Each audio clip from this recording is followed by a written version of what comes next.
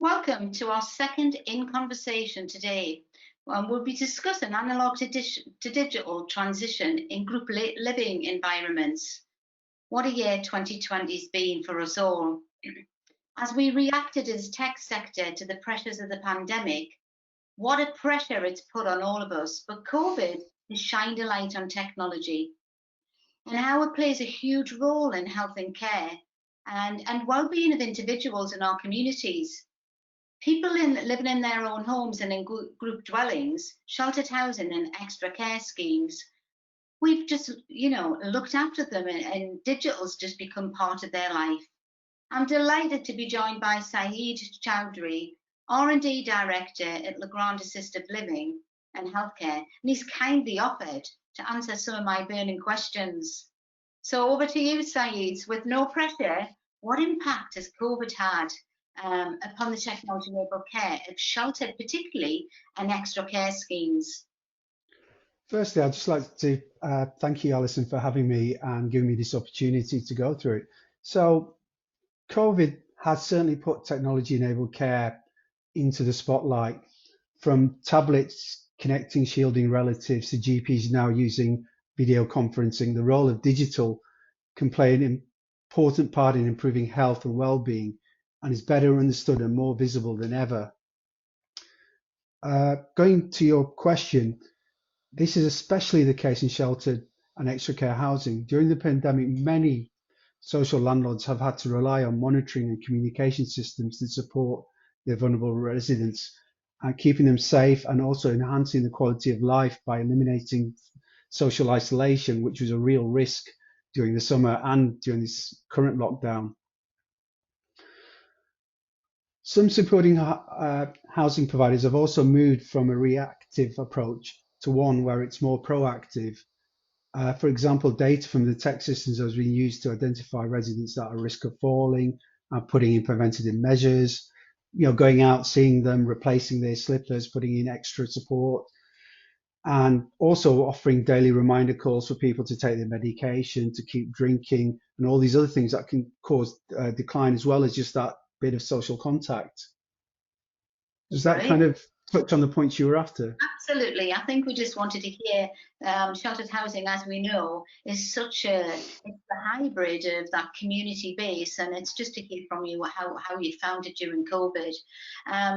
And COVID pandemic, has it forced digital shift faster than we would have without it? Because we're seeing it in lots of areas, but it would be good to hear from you what, from a Legrand perspective, what that looked like for you.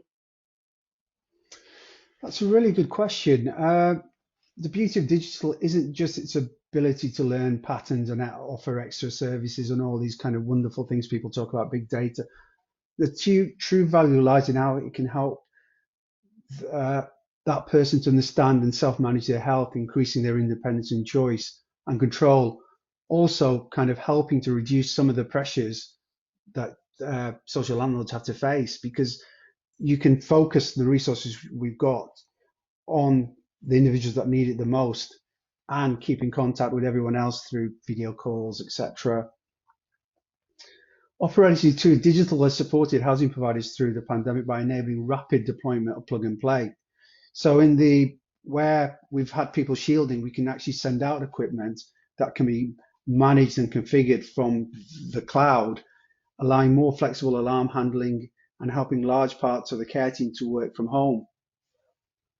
No. Although COVID may have lifted the lid on digital technology and the possibilities presented, challenge now is whether housing providers can unleash the digital premium. Shockingly, I've seen a lot of people in this sector still doing the procurement side, remaining on the old legacy analog technologies, which is a challenge to introducing new services and offering better care for our residents. Okay, I've certainly seen some of this where we've been working on the Department of Health programme, supporting working from home, being able to keep our staff and our residents safe in continuation of service. So we are seeing that the older systems and people who haven't moved into the digital platforms are really struggling to do some of those basic things that we've had to do during COVID. I think if I look back on my days in Newcastle and I was faced with the digital shift, as a non-technical person, I would want to know, what does it really mean? Um, and how should we be preparing for it? And I'm sure there's like-minded people, as we know when we talk to lots of our members in TSA. What does it really mean from your perspective, Saeed? What sound advice could you give to like-minded people like me who just need to navigate through all of this noise? Okay, well, that's a really good question, gets to the heart of the matter. The first thing I'd say is the pandemic has changed the way a lot of centres work. I mean, a lot of people that we partner with, the new normal is to have 50% of your staff working from home. And I think that will continue because it just gives a lot more flexibility to the whole service. I mean, the digital switchover, I mean, we're 5 years away from when they're going to turn off analog phone lines. So old technology, tone-based protocols are going to really struggle on the new digital networks. But we've also got to remember that telecom providers have already started making changes to their systems in the background. And when I talk to customers, they're finding more and more calls are failing. They're having more stress around what to do with because you get a call coming in, but it just doesn't connect. And that means there's a lot of failed calls to deal with, equipment retrying, and Yeah. it kind of puts the whole service under strain because you don't know if that person has actually got a true emergency. Was it just unless you establish that communication path with them. So centres across the country are seeing this rapid increase in failing technology. So I think the digital switchover is really a wake up call, but it's not the start of the journey, it's the end. We should be ready for it now, and we Yeah. should be kind of future proofing ourselves because when we get to, I mean, 2025, there won't be any phone lines.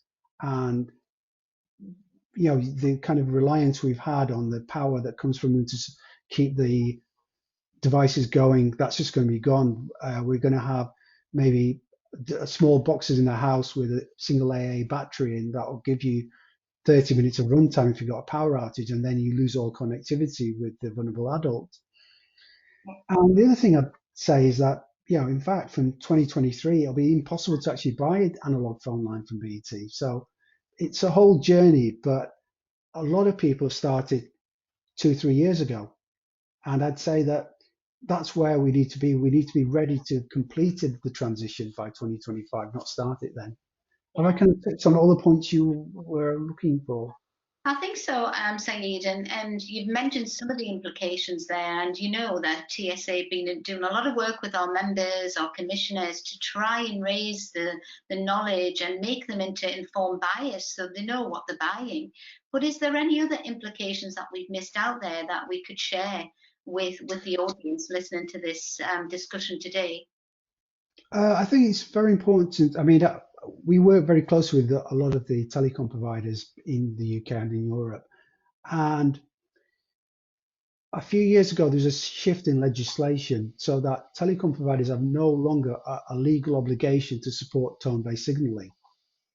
That doesn't mean they're going to turn it off, but it means in the past, when they introduced new equipment, they had to make sure devices like our assisted living alarms, the sheltered housing schemes would work with any equipment they put in. They don't have to do that anymore. And as they're bringing, as they're trying to bring in more calls through their network, they're optimizing the way it works. So, as I said, we're seeing failures increase throughout the UK as time goes on. And not for a minute am I suggesting that analog devices will stop working overnight, but we'll get to a situation where maybe 10% of calls fail, then 20%. And you can imagine what a nightmare that's going to be for everyone involved in the sector. Yeah. And the other thing to kind of look at is with the pandemic, we've had everybody's working from home now.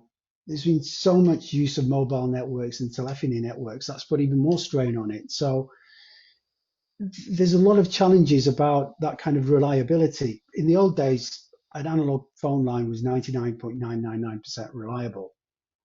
Yeah. We can't rely on that anymore. So digital brings new opportunities and new flexibilities because these devices go over the internet. They use cellular communication, so you can just put a device in the mail. It arrives in someone's house. It's ready to go, and it can use many different routes to get to the center. And also, it gives its health and its status. So, I mean, one of the things I remember from a few years ago was a village where somebody stole all the copper phone line. Can you imagine if you were the center that was monitoring them? I mean, what would you do to support if it's an absolute nightmare? Now we can tell if one of the digital devices is connected, if it's alive, whether the pendant's in range. So it gives a much more holistic view of the person before they put the alarm call in. No, fantastic. I'm sure that would be really helpful. I think my next question is regulation. We talk about regulation in terms of service delivery, CQC, our quality standards framework. But as we move into that digital world, particularly around group dwellings and or sheltered and or extra care, I know that you've been involved in a new BSA standard, BS 8521, that 2020 standard. What implications does that have, and what reassurances does it give us? Well, it's really simple. Basically, the use of standards in any industry makes sure everything just works. It's as simple as that. And in particular, in our industry, the new BS 8521 standard means that all the devices in the field and all the centers that support it speak the same language. So if you buy a product from one manufacturer and you buy an ARC or a monitoring center from someone else, they speak the same language. But not only that, the way they handle their peripherals, the way the calls are coming in, it's all preset and predefined by the standard. So there's no ambiguity and no misunderstanding. I mean, I've seen over the years where you might have two schemes, assisted living schemes. They both have similar types of peripherals. They're using the same protocol theoretically. It's a proprietary protocol.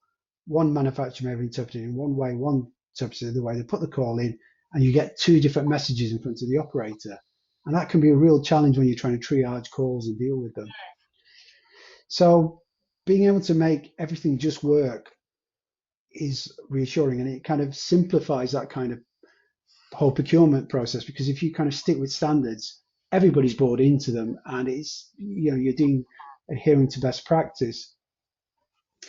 And I think that's key with this new digital world, because, you know, the whole internet and everything else that's out there works because it's all based on standards. So I think we need to kind of adopt that in tech as well. Yeah. And I think BS 8521 is a real kind of game changer. Every single manufacturer has been involved in its development, from Legrand and all the others out there. And I mean, it's hard to believe, but the work started 9 years ago, actually 2009, and it was kind of started with the tech body, the TSA. They kind of chaired the meetings and helped deliver the thing. I myself, Chris Dodd, our MD, we worked with it, and I said all the manufacturers, and it's been a joint effort, and it's taken best practices from Europe, best practices in technologies from the internet to deliver something that's robust and sound and meets our sector's needs. And I think, I mean, initially it was called Now IP, and I think it's really important to point out that it's been in use since 2015. So it's a mature, well-tested technology. So it's not like some newfangled thing that doesn't quite work in our sector. It's proven. It's based on the BSI 8521 analog standard. So all the kind of knowledge about peripherals, assisted living, and telecare is baked into it. So it's totally designed for our sector, but it supports everything we used to do, but it's a pathway to offer new services going forward. You know, video calls, habit monitoring, because it's always connected. We know that the resident's been continually protected. Oh, fabulous. And I think the TSA have been involved in that standard for many years. And now our quality on tech quality, we have our representatives from there who would be willing to talk through that standard with any of your customers who wanted to come to the TSA and tech quality to get some reassurance of what that really means in terms of service delivery. So fantastic. And you know what our ethos is about quality and improvement, but really about safety too. And I think standards gives you those things. So I think to conclude, I think for me, Saeed, is what are the benefits? I know we all talk about the benefits, you know, our new proactive and preventative care models where we want to get everybody to real good outcomes for people. But by migrating to digital, from your perspective, what do you think the benefits are to those service providers and those customers?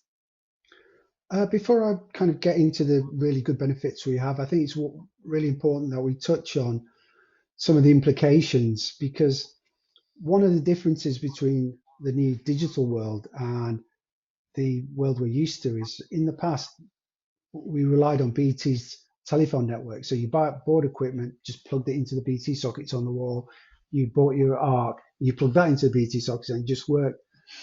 So there's a lot more around the infrastructure, and sometimes this causes confusion for people involved in procurement, uh, uh, housing managers, etc. But it's all about ensuring that connectivity needs to be secure and safe between the scheme or the individual with the dispersed unit and the ARC.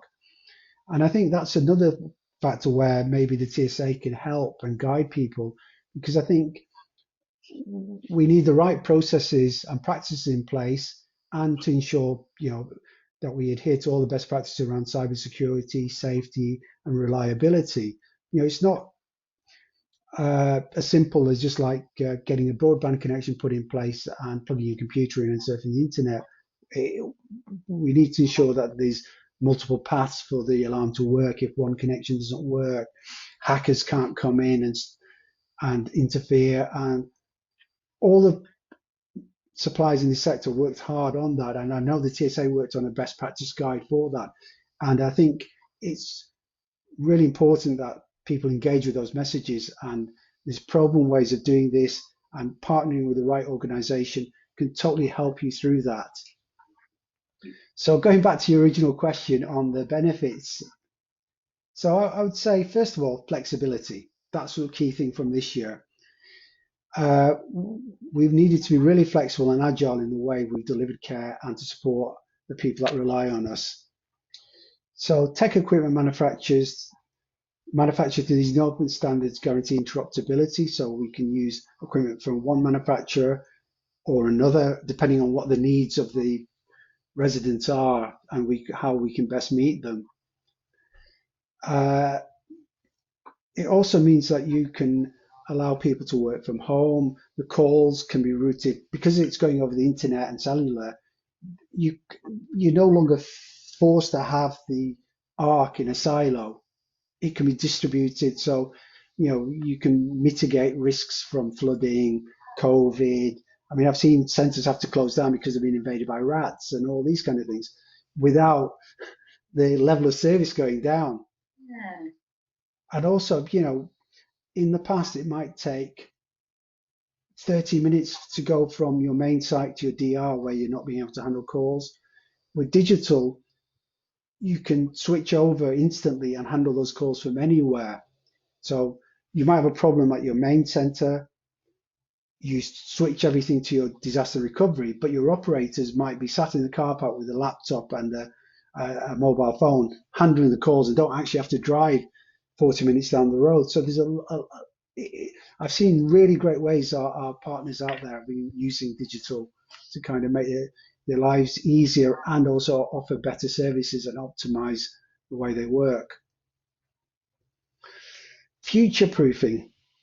I think that's the key, because there's a level of service we offer with tech, which is you raise an alarm and someone comes to your aid. And all the digital solutions will provide that, but they also give these new constantly connected routes into the house. So you can turn off the lights, you can increase the heating in the house if you've got a connected home solution. You can mitigate the need for people to go and visit the doctor by taking health readings. I mean, some of the kind of things we're looking at on the continent is having more video conferencing, so we can, in fact, triage. If you get a call with no audio, you can actually look to see what's going on, to see if a person's fallen, or whether it's just a false alarm. So there's all these great things that can come from that, but you have to be on that pathway and have that connectivity in place. It's almost like saying, we're all used to having Netflix and all these great services because we've got really good broadband. But imagine if you still were using those dial-up modems that I remember, that, with the ping ping noises and going off. You just wouldn't be able to make any kind of way in this new world that we live in. Yeah. So that's one aspect. But the other key things are cost savings. A lot of costs associated with the calls we make from group living systems. With things like BS 8521, all the audio is voice over IP, so it's over an internet connection. So you can have communication with your residents backwards and forwards all day long without massive phone bills coming in. Reliability, because you've got multiple paths, you can get the calls going over the internet or a cellular modem. You kind of are ensured that you've got, and the biggest one for me, and it's the thing that always surprised me about group living, was that with the old systems, you could only have one or two calls to the ARC.